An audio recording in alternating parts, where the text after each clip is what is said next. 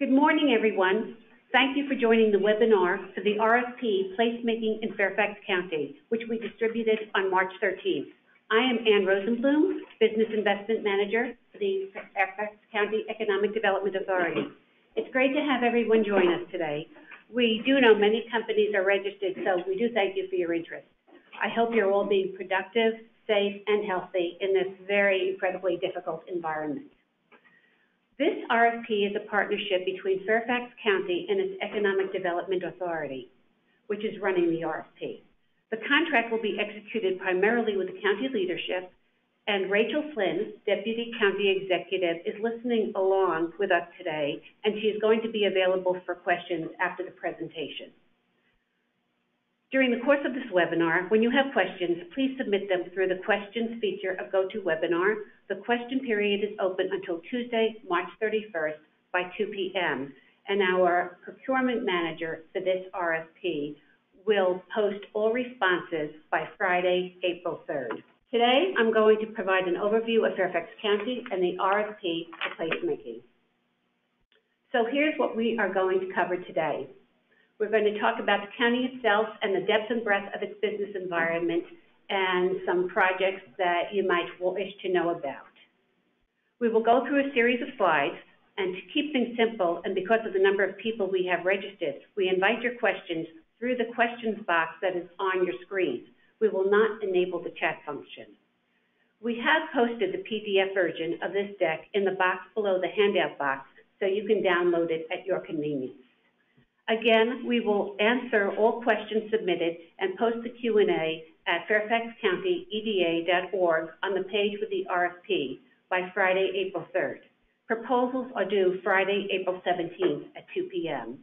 Note on the website, the submission requirements have changed for this RFP because of the COVID-19 situation. We're now requiring just a digital copy each of both the business proposal and the technical proposal that you can submit. This session is recorded, and we will post a link on the RFP page of our site as well. So let's get going. So let's talk about Fairfax County. We are a large county of approximately 400 square miles. We take up almost all the land between the nation's capital and Dulles International Airport in Northern Virginia. It's a strategic location that's becoming even more important with the growth we are experiencing. Fairfax County is the economic driver of the Commonwealth of Virginia. We know that statistically 22% of all revenue coming into Virginia comes from Fairfax County. We know that Tysons, which we will discuss in a little while, is the economic driver of Fairfax County. So Fairfax is to Virginia as to what Tysons is to Fairfax County. We are a rich and diverse county. Fairfax County ranks as the 6th richest county in the nation based on median household income. The median household income for county residents was about $122,000 last year, and almost 2 times the national figure. It is a very diverse county population-wise, with roughly 50% of our citizens categorized to be white, and the balance Asian, Black, and Hispanic. Almost 40% of our residents speak a language that is other than English at home. While not indicated on this chart, I do want to mention the county has an operating budget of approximately $4.4 billion, and approximately 50% of that goes into the school system, making it a very attractive place for families. We are very proud that we prioritize the value of education here in Fairfax County. While we have an exceptionally strong local economy and high quality of life, our community's economic vitality is not guaranteed. We are working to ensure continued success, and our strategic plan guides our efforts to grow and diversify our economy. Our vision is a community where businesses, residents, and employees of a variety of ages, abilities, and experiences want to live, work, play, learn, and thrive.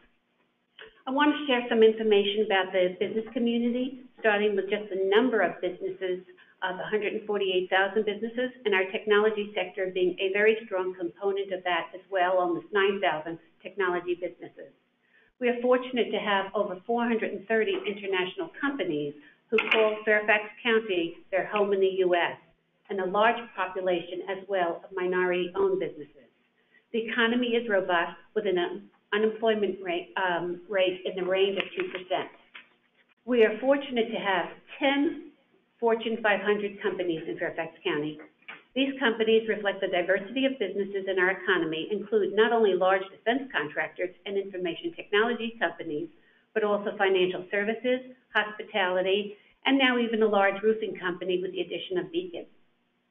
We are very proud of the diversity of these Fortune 500 companies, and as we have a history of government contracting that we value, but we also want to continue diversifying our economy. We know from the Bureau of Labor Statistics that 26% of our workforce is employed in professional and technical services. That is very high. It reflects the strength of our technology sector.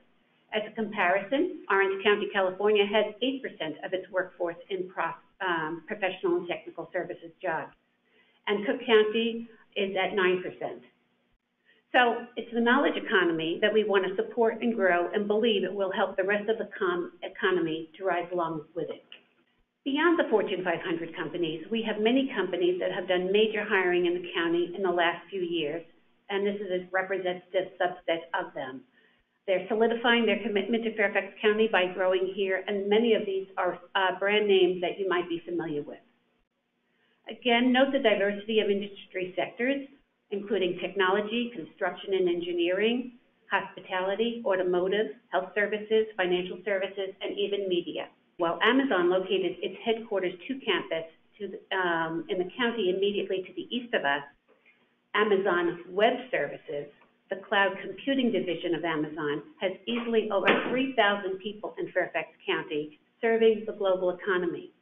Innova is our major healthcare system, which recently established a personal health campus of 117 acres right next to the Capitol Beltway, a few miles south of Tysons. We have worked very hard to diversify our economy beyond our traditional strengths and to attract companies from all over the United States and the world. Amazon Headquarters 2 was a win for Northern Virginia and, of course, particularly for Arlington County, as well as the region overall. It is a catalyst for what we now think is important in addition to traditional economic development concepts. The Headquarters 2 announcement means more visibility for the area with tech workers and a unique chance for the county to boost awareness among knowledge workers as a great place to pursue their careers. This is a catalyst for action for us. We are focused on improving our community. We are upping our game in education, in partnership, and in creating a sense of place. So here's a fun fact about Fairfax County. Up until the 1960s, Fairfax County was the dairy capital of Virginia. Fairfax once had the largest number of dairy farms in Virginia in the 1950s. But today, it is a county that is evolving from once rural to suburban to now an urban environment. While the arrival of a metro transit system known as the Silver Line is now expanding through Dallas Airport and beyond, large corporations, as well as Amazon Headquarters 2, is creating tremendous demand for the new job growth, in addition to 2 new university campuses under development in the region and contribute to the expansion and urbanization of Fairfax County. And on your slide, I don't know if you could see it, but there are 2 yellow stars indicating the new George Mason Cloud Computing Campus in Arlington, as well as the new Virginia Tech Campus. And these are only the beginning of the things happening in Fairfax County. I indicated before that Fairfax County is the economic driver of the Commonwealth of Virginia, and we now know that Tysons is the economic driver of the county itself. Fueled by the delivery of the Metro Silver Line, Tysons has experienced incredible economic expansion, as it is now home to more than 120,000 employees and over 30 million square feet of office space. 5 of the 10 Fortune 500 companies mentioned previously are located in Tysons. There's numerous major expansion that is now in the pipeline, including projects called the Mile, Tysons Central, and the View at Tysons. Other projects that have recently delivered in Tysons include Capital One Tower and the Borough.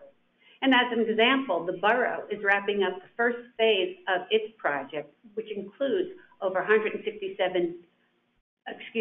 670 dwelling units, over 500,000 square feet of office, and over 250,000 square feet of retail.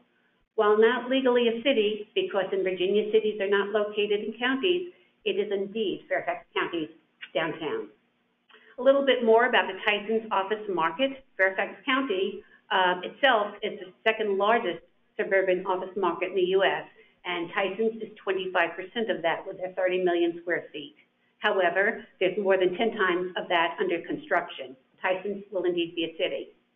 It needs to develop correctly, and so it's well populated and well connected to the rest of the county, and for us to be able to send a strong message that Tyson's is an innovative, outstanding place to live, work, play, and learn. There are other projects in the county, and while Tyson's is undergoing incredible development, MOSAIC is an obvious development success. It's about 10 minutes away from Tyson's and a few miles south of it. It is a community that has successfully implemented placemaking. It has shops, parks, entertainment, and housing, making an incredibly vibrant neighborhood with mass transit nearby. West of Tyson's, we anticipate the imminent arrival of the Silver Line Metro in 3 new stops with lots of development to the immediate north and south of those stations along the Dulles Toll Road.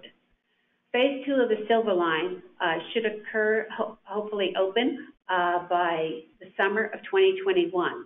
And there's planned over 100 million square feet of mixed use planned and 35 million square feet of office development when complete. So let's talk about the RFP. We want a fresh look at what we are doing and what we could be doing to ensure we are thinking of new and innovative ways to serve our community and our residents by developing a sense of place. At the end of the day, what we want to achieve is for not only knowledge workers, which we attract, train, and retain, but for all of our citizens to live in an environment where they can live, work, play, learn, and thrive. Brian Hill, our Fairfax County executive, has a new strategic plan. And he says in that plan, placemaking is deemed important for both the natural and built environments and is foundational to a community's quality of life. And we want to positively answer questions such as, does the area in which our citizens live provide access to basic needs, such as affordable housing, healthcare, safety and security, employment, transportation, and education? Does the area also provide diverse cultural and recreational opportunities that enrich our citizens' lives, such as the arts, beautiful parks, and even social connections? Are these opportunities equitably shared? We recognize that all areas of the county have not historically experienced the same level of opportunity, and different levels of investment may be needed going forward. Creating great places will require integrating land use, planning, and transportation choices, as well as providing access to community amenities in a healthy, secure, and environmentally stable environment. Finally, during these tough circumstances regarding COVID-19, Fairfax County and its Economic Development Authority will be very aggressive to ensure the economic vitality of our community. So let's talk about the schedule of the RFP. Today is March 27th, and we're on the webinar. All questions that you pose today and any questions you may have should be posted and submitted by March 31st, next Tuesday at 2 p.m. Our procurement manager will make sure that all questions are answered and posted by April 17th by 2 p.m. Excuse me, that's the wrong day. I just noticed that. April 3rd. You can find that on the website.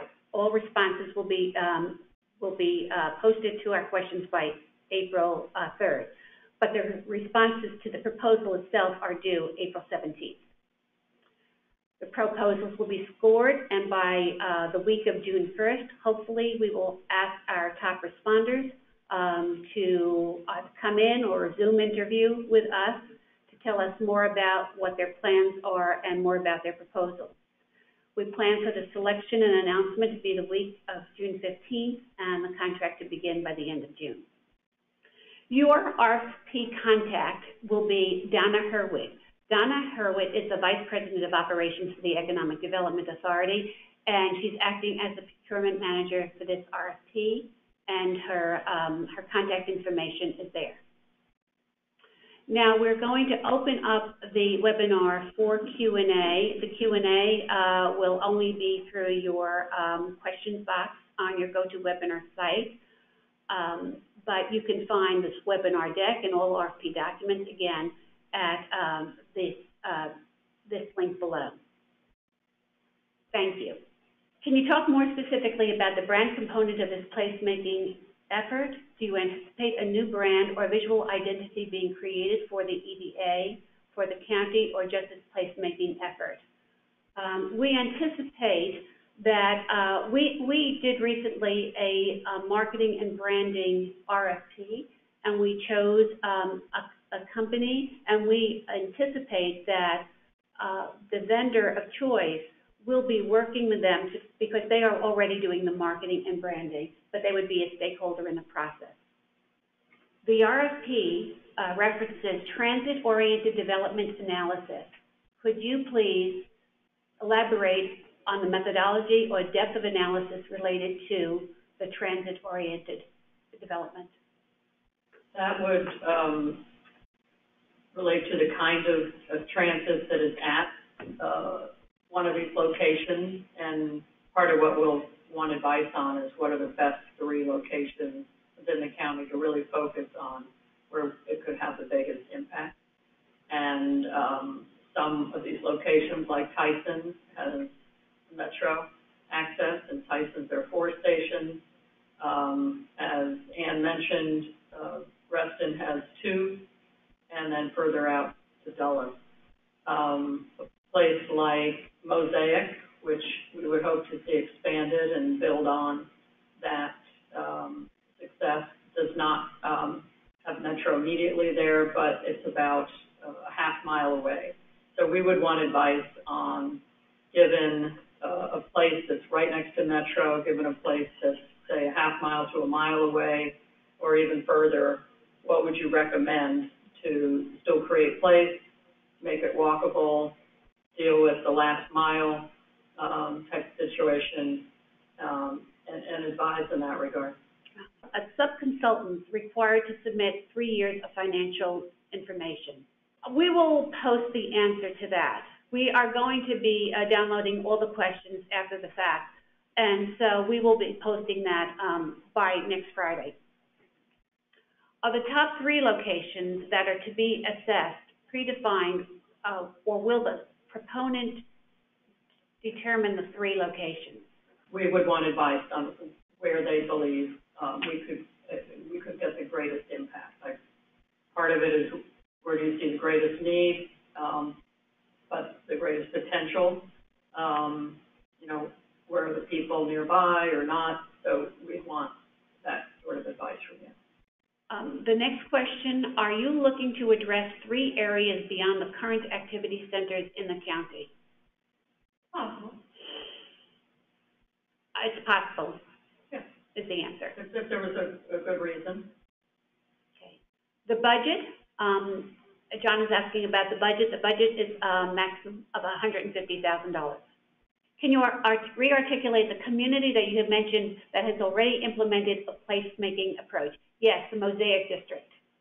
Next question from Stephen. Can you restate the overall purpose and or goal for the placemaking project? We would, so basically, Fairfax was built on a suburban model, and we're a place that's starting to shift to urban areas, inch by inch throughout the county. And we would want advice on how we continue to make that shift. And again, where these places, what places do you think, in collaboration with us, would have the most potential? Next question, Rachel, can you talk more specifically about the brand component of this? Oh, Rachel, that was the person asking the question. Okay. Okay. So can you talk more specifically about the brand component of this placemaking effort? If you anticipate a new brand or visual identity being created. As I mentioned previously, we've gone through a procurement process to choose a marketing and branding company that is doing work for us now. We would imagine that you would be conferring with them through the course of your study. Can you share a list of participants in this pre-bid call? I think that's public information. Yeah. But I don't know. It's a procurement question. We'll answer that along with we will answer that. On subcontractors. Right. We will answer that along with the subcontractor question in writing. Larissa is asking, could you elaborate on the community stakeholder engagement that you envision? We haven't thoroughly vetted that. We would want advice from the consultant, but it would be good, but in the three areas that are chosen, to reach out to whatever entity exists. Some areas have more engaged citizen groups than others, but we want to find out what's the major group for that area and have a public meeting to share what we're doing and to hear their feedback and, what they love about the place, what they don't love about the place, what are their hopes, what are their fears. And then also, depending on how you all think it should be structured, should there be a charrette for each one? Should there be one big charrette and we look at all three areas? There could be value in that, but we'd want to discuss that with you and get your advice, and we'll figure that piece out as we go. The next question is, do responding businesses need to have their Virginia registration already, or is it acceptable for that paperwork to be finalized after being selected for the project? I think it can be finalized after, but again, that's a procurement question. Yeah, that is a procurement question, and we will be getting with our procurement manager for this RFP and be posting the response next week. Do you have a fee identified for this project? I think we answered that already, up to $150,000. Do you have a DBE or MFD goal for this contract? Minority and business enterprise? Right, that's a procurement question. Yes. I think there's a point system, I believe. Okay. We're going to have to get back to you and post that question and answer. Do you have a schedule in mind for the project? As example, the target number of months. It would be good to wrap it up within a year so it doesn't go on and on, but we would like the firm to advise on that and what they think a good time frame is based on your experience. Is it better to try and make it shorter so you stay focused, or is it better to give it a little more time? We'd like your feedback on that. I think there are differing viewpoints on that, but I'd say within a year. Okay. Next question is from Ryan. Do you know which three areas you wish to study, or will the study determine the three sites through the process? I think we already had answered that question by saying we want the guidance from you. You are the expert. Right. So we need your help. We have thoughts, but we would definitely want other experts to weigh in. The next question is, does the chosen vendor need to come up with a separate marketing strategy for the placemaking plan as a deliverable, or will this be something the vendor collaborates with the city's marketing company on throughout? We expect you will be conferring with our current marketing and branding company. That's not to say you won't be talking to others that may be stakeholders in the process, but we do not expect you to come up with a marketing and branding plan. Right. We would want, obviously, clear implementation steps so that we don't just study this and have ideas, but how would you actually see this carried out? And that sort of touches on marketing, but it can be a standalone as well. Next question is, does the proposal need to follow the order of the outline in the technical proposal? The experience, i.e. the experience of the bidder and primarily staff members on the account? Some clarification. I don't know, that's a procurement question. I don't think you have to, but. No, I don't think we have to, as long as we can make sure that you're identifying or responding to each element in the special provisions of the document. Next question, Eric asks, have you scheduled the top three areas of Fairfax County that require a priority focus on placemaking? I think we've already basically answered that. We want your guidance on that. Next question, Benjamin, how do you expect the RFP to take placemaking design of the three selected sites? How far do you expect the RFP to take placemaking design of the three sites? Concept plans or more detailed? I think given the budget, it's probably concept plan, but having said that, a concept plan can include like a street section that you recommend because street design has so much impact on land uses, and but more conceptual, like a master plan, but again, with, well, then how would you carry that out? The next question is from Graham. If you have a branding company in place, will they work alongside us in preparing the vision of and branding? Yes, I think we've already answered that a couple of times. We expect you that they will be a stakeholder in the process, and we would expect them you to be collaborating with them. Next question, in this RFP, you mentioned millennials and Generation Z as a target audience for these placemaking efforts, particularly in relation to your tech sector. Can you elaborate more on this? Have these groups been engaged before? Yeah, I think because of, and actually the success of all the large incoming tech companies here, we expect that we are going to be attracting and do want to attract, as well as train and retain people that are here to have jobs and live in the county. And because of that, when we did our marketing and branding RFP, we specifically asked them to be sensitive to attracting and the concerns and sensitivities of the millennial and Gen Z population. I hope that answers your question.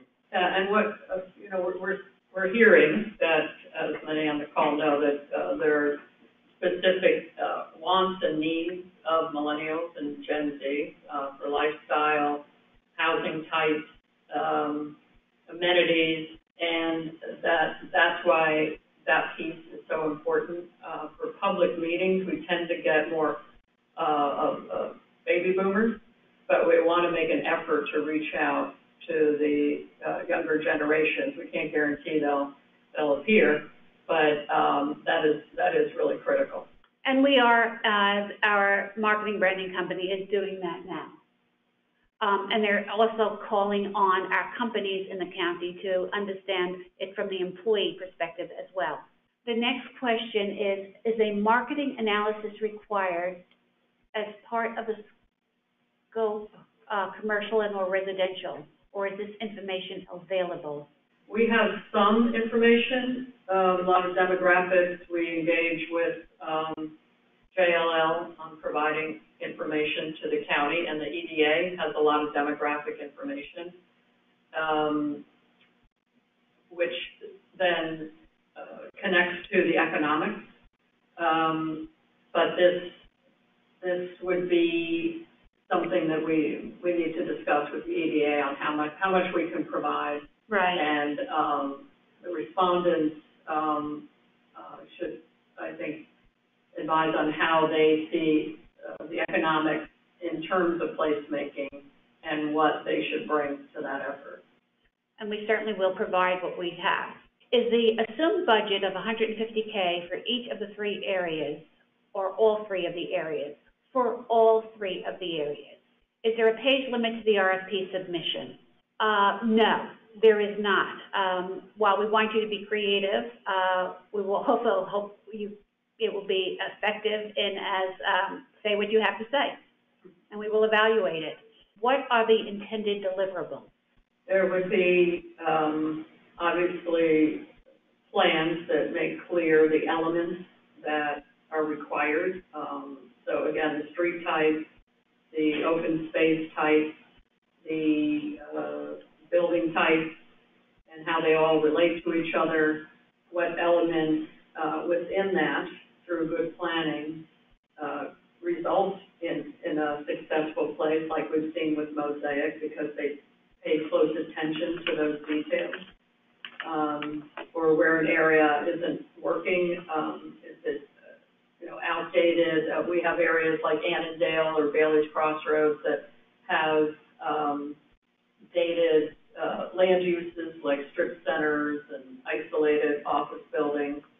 And so how would you convey the message and illustrate how those areas could shift?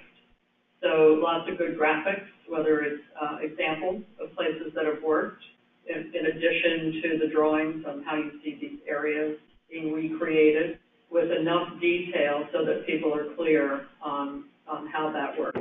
The next question is, and I think Rachel may have just answered it, is the scope, item J notes visionary graphics in sub-areas. Are you envisioning perspective renderings custom to the sub-areas? Or are you envisioning that precedents can meet your needs?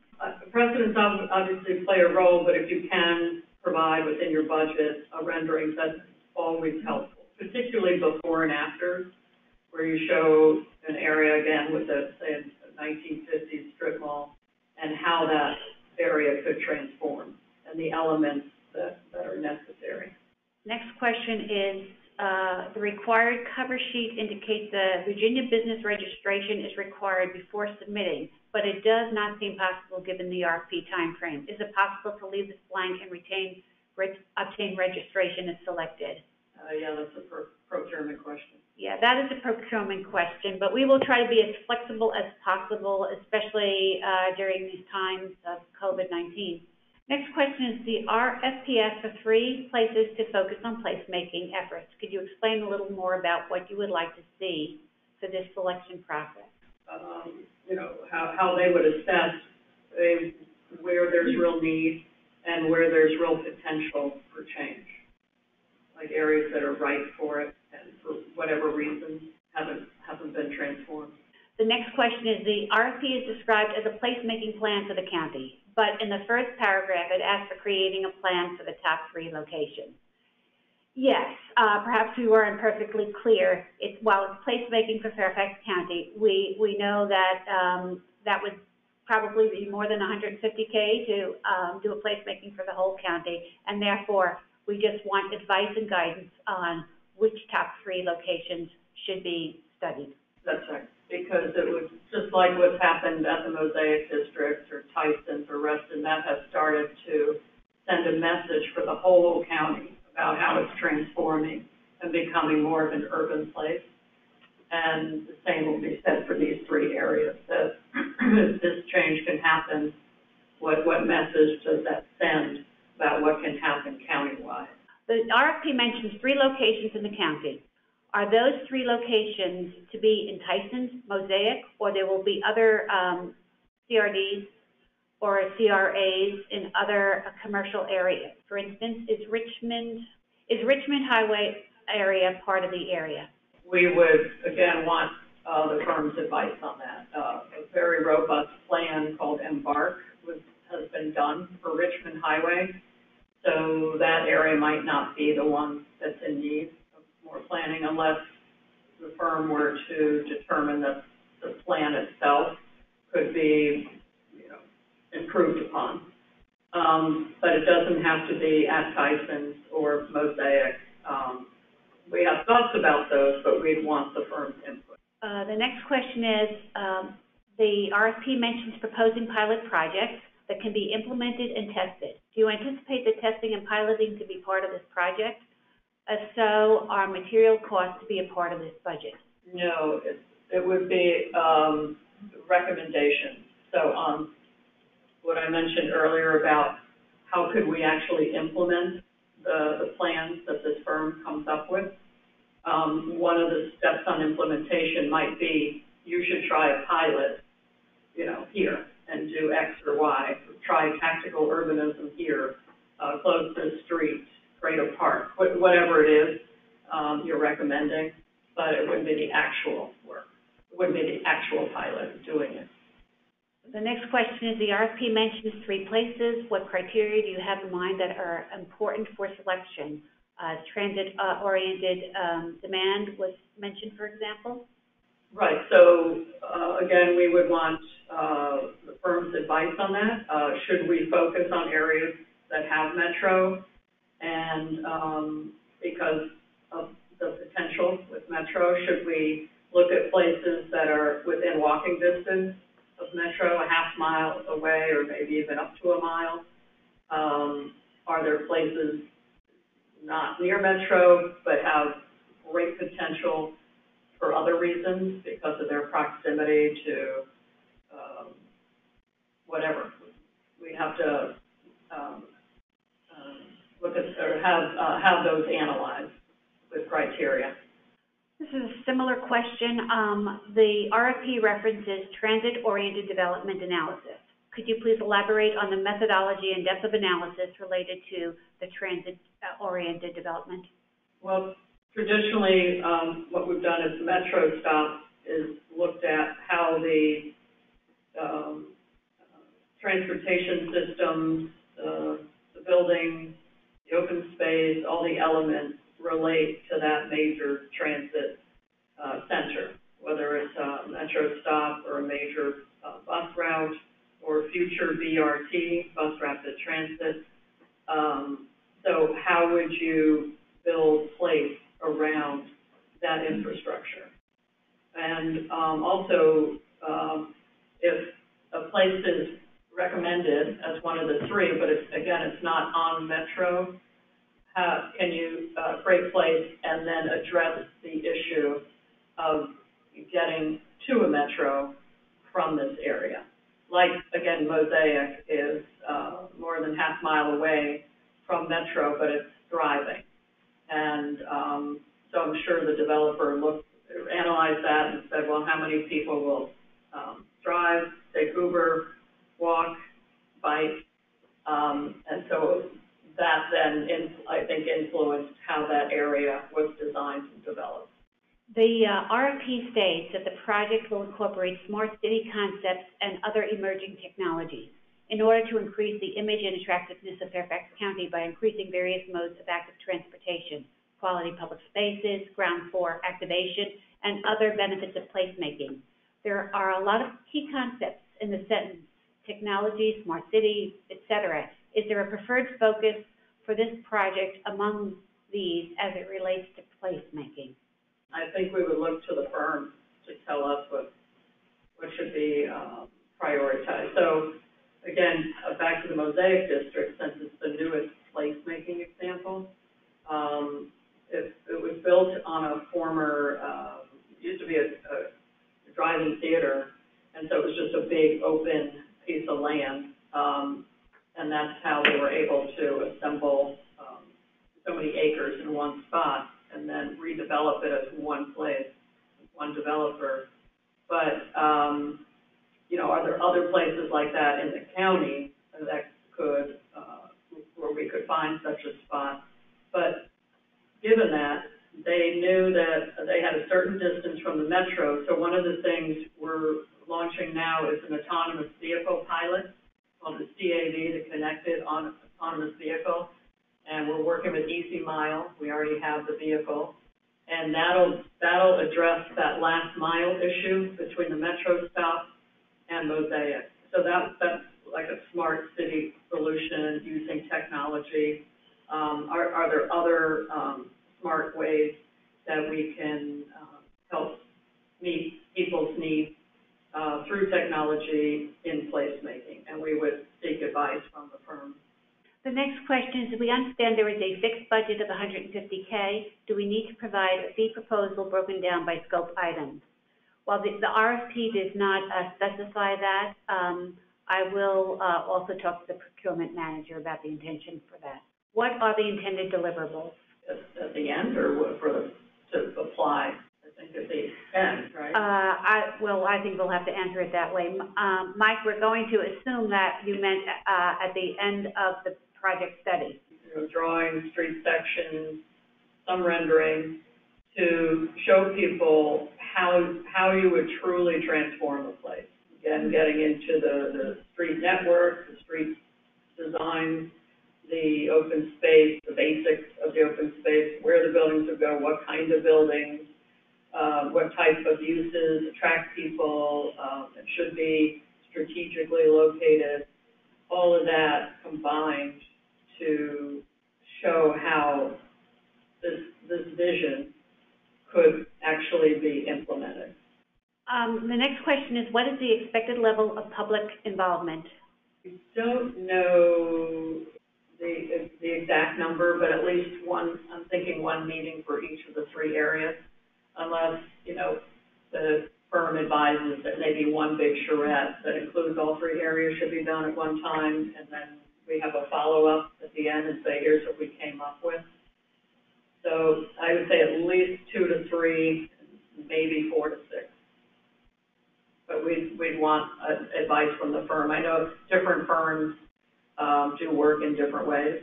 Some set up a shop in the town and then work with the citizens from that shop for a few days. Others come in for a meeting or a workshop and leave and then come back later. So we'd want advice from the firm as to how you see these processes working best. Next question is, what percentage of affordable housing would you aim to achieve? I don't know that that's part of this. You know, if the firm wants to address that and say, here's from our experience what we believe works to create place in terms of affordability, unless they address it through product type. So, micro units, accessory dwelling units, how you would address affordability through product type. I think that's more of a planning question here. The next question is, when you say placemaking, do you have a scale in mind for each proposed location? Are you seeking visions for entire districts or neighborhoods, or small single block or so areas, or something in between? Probably in between. It's probably not a single block, but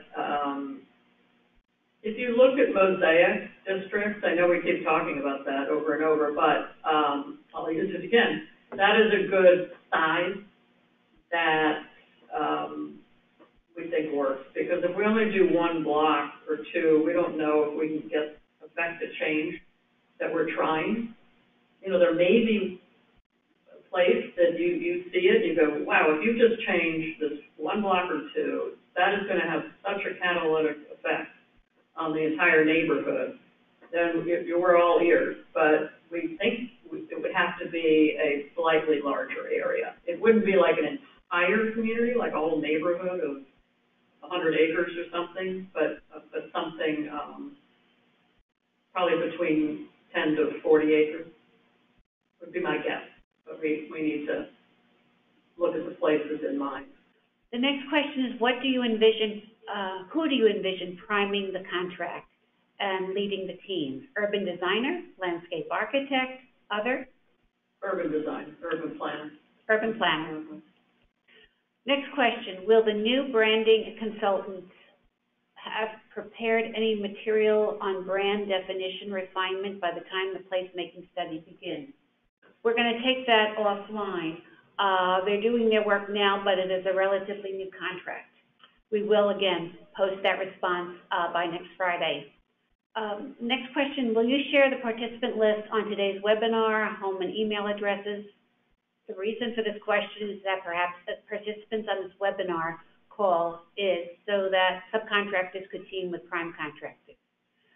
That's a procurement question, we'll find out. Yeah. I think it's public information. We think it's public information. In that case, we'd surely do so, but we're going to double check it before we give you a false answer. Last question I have here is, you mentioned coordination with stakeholder groups. How large do you anticipate these groups will be, and do you anticipate individual interviews will be part of a community engagement effort? Hard to say how many will show up. I think that depends on the areas that we select. Some areas draw a lot more people than others, but it could be 25 to 50 people per place. And what was the second part? The second part is, how large do you anticipate the groups will be? You just answered that. And do you anticipate if individual interviews will be part of the community engagement effort? I think that would be advantageous.